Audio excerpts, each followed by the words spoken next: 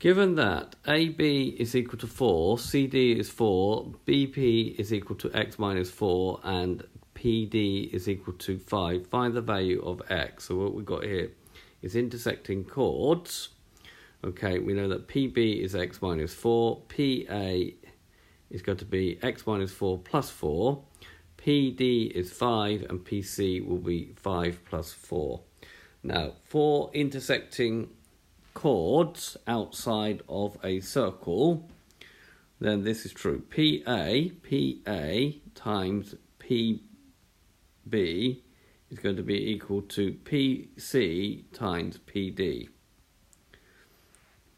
So you have to be careful because PA is going to be PB plus BA, so it's going to be x minus 4 plus 4. So in fact that gives me a value of x,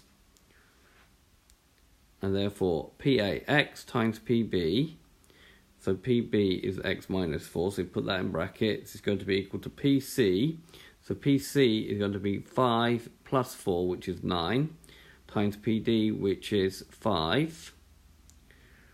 So expanding the bracket, x times x gives me x squared, minus 4 times x gives me minus 4x, 9 times 5 gives me 45. This is a quadratic.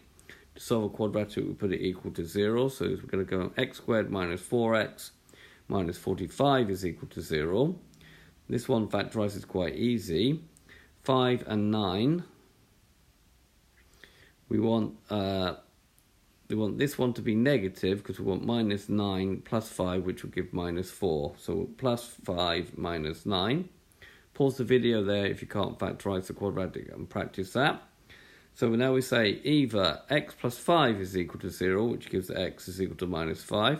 Well, that's just not possible. We can't have a negative x in this situation. Or x minus 9 is equal to 0, therefore x is equal to 9. Okay, so this has been a video to show you how to solve an equation with intersecting chords. I hope you've understood, and I thank you very much for watching.